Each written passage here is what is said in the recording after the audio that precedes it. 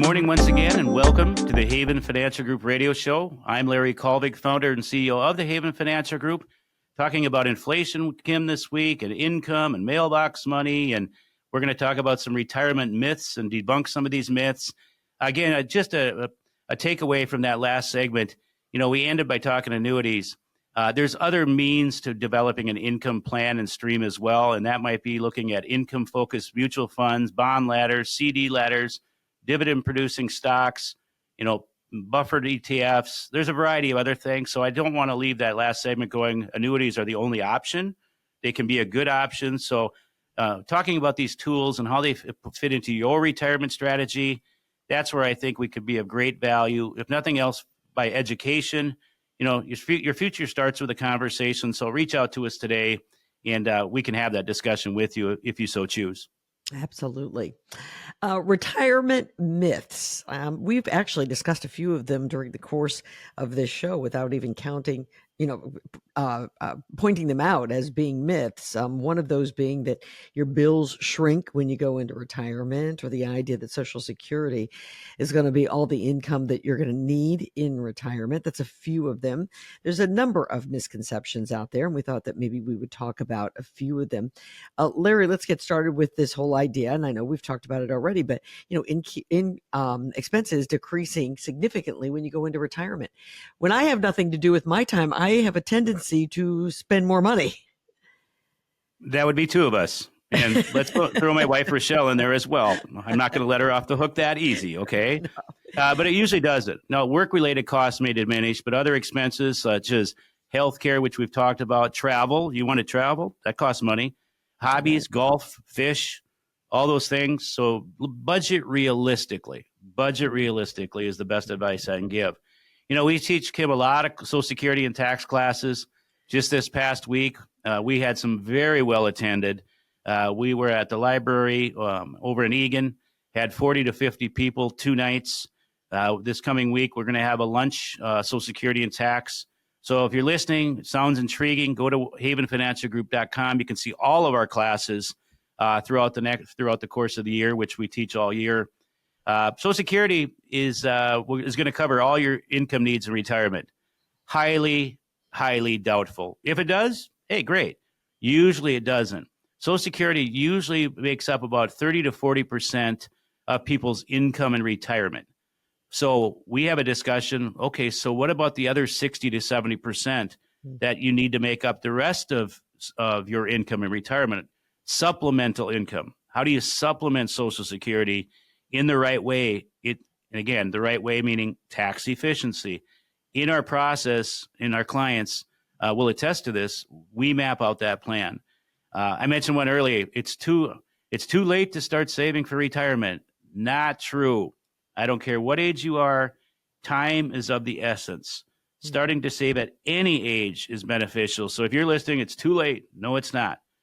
Starting somewhere to get to somewhere, even if it's a small contributions, those can add up over time. The power of compounding in time can really enhance your financial security in retirement. So if you're listening and you're younger, the younger generation says they don't have any money to put in retirement. That's going to be a real problem. You cannot afford not to put money into retirement. So even if it's a little bit, increasing 1% per year or more, if it's right out of your paycheck, out of sight, out of mind, you might not even notice it. So get started. This next one is one I think a lot of people fall for. They believe that Medicare covers all of their health expenses, and that is certainly not the case. Oh, my goodness. You're right. I hear this all the time. Medicare, by the way, doesn't cover all medical costs. Glenn and Isabel in the office, we have access to all the healthcare companies. We help a lot of people in Medicare and MNsure, Minnesota Care, private healthcare market. Again, we're able to help lots of people, starting with education, because a lot of people think it doesn't cover dental, a lot of times vision. And the big one, which none of us want to talk about, is long-term care or nursing home. Right. It has nothing to do with that. How have you prepared for that? Have you looked at all the other viable options that are out there today? The traditional long-term care just we don't see it very often. Maybe you got scared away about 10 years ago from a Cadillac plan somebody was trying to sell you that nobody could afford. Mm-hmm. They're much better options. By the way, 70% of us are going to need some sort of health care or some sort of nursing home care in our lifetime. 70%. That, by the way, is $10,000 to $15,000 a month. That's a lot. So how have you planned for that? And now I know we jokingly say the kids are going to take care of you. Yeah, well, that usually doesn't work out either. So how have you planned for long-term care? I mentioned my client who called me this week saying, Yeah. I think I'm going to have to go into a home. What can I do? Their answer is nothing. Right. And most of us don't want to be a burden to our kids if you have kids. But in some states, there's been laws and rules that have passed where the kids, if you go in a nursing home, might be responsible, might be. I didn't say we're going to be, but there's different laws that have been passed in various states where they might be they're going to be responsible to pay the nursing home costs. So again, it's why it's not meant to fear or scaring any of the listeners or anybody out there, but we see it. And I'll tell you this, those that are listening that are dealing with mom or dad or grandma or grandpa in a nursing home, they know exactly what I'm talking about right now because you've dealt with it. Sure. And we deal with it as well. Hopefully you have a plan. And again, it's not one glove fits all. It's talking through what does your budget afford you to do, or what can we do now? Is your health good enough? Again, it comes back to the element of time. Is there time? And if so, we better get started. Sure. This idea that taxes are lower when you're in retirement, how do you feel about that? I can tell you, and it's not meant to dishearten, is taxes will affect us at every stage of life and probably more in retirement than ever before. And I know nobody wants to hear that, but we see it.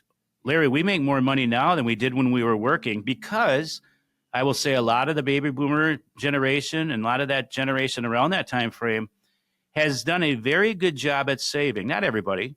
Delayed gratification, saving for retirement. They just were good savers. So they maybe have a large IRA, individual retirement account, a lot of pre-tax money. Guess what? At age 73 or in about 7 years, it goes to age 75. You're going to have to draw off of that. And that's where income can be bigger than ever. So what's your tax related strategy? Are you doing Roth conversions? Are you even having this conversation? Are you taking money out of investment accounts with zero capital gains? Because a lot of times in early retirement, income is lower.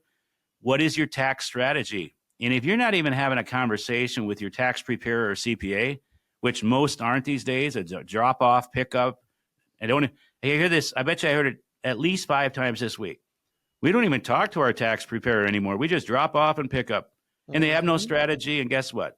They're mad every single tax season because they owe a bunch of money. They don't know why. Guess what? Fix the problem. Taxes will affect you probably more in retirement. And one other one I want to add to this is the 4% rule, withdrawal method. It's an old rule. Some would say it's outdated. I just say those is just a general guideline. It's not the same for everybody. Everybody's situation's different. So I kind of throw that out the window. We start from somewhere, but for some people, 4% isn't enough. Some people, it's too much. So again, it comes down to a customized retirement financial plan uniquely for you as an individual or a family or a couple. It's not a cookie cutter thing, or shouldn't be. It should be, are you having these conversations? Do you have a partner? Are they listening? And by the way, retirement and all these retirement topics that we deal with, it's more than a conversation once or twice a year for 45 minutes to an hour. Right. If that's the attention you're getting, you're not getting enough attention, and you should demand more, or maybe you're not in the right place. That sometimes is the case too.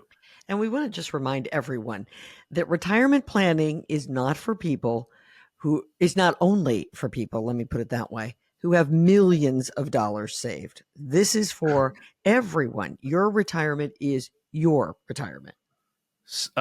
Yeah, small, medium, or large, complicated or simple, big family, no family. It applies to you in some way, shape, or form. And by the way, another one that's out there, I can work indefinitely. I'm just going to work indefinitely because I will.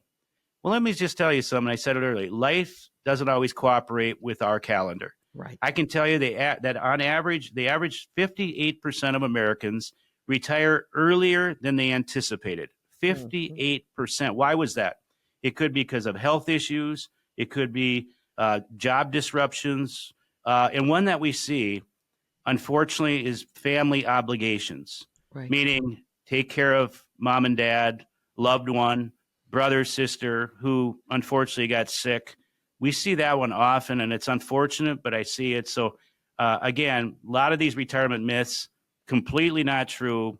It's just a bunch of water cooler talk. Right. And debunking them can certainly help people avoid costly mistakes and set people up for success when it comes to their finances in retirement. If you have heard something here that really rings a bell with you and you'd like to, find a great partner who can help you through these retirement years, these are good years, these are golden years.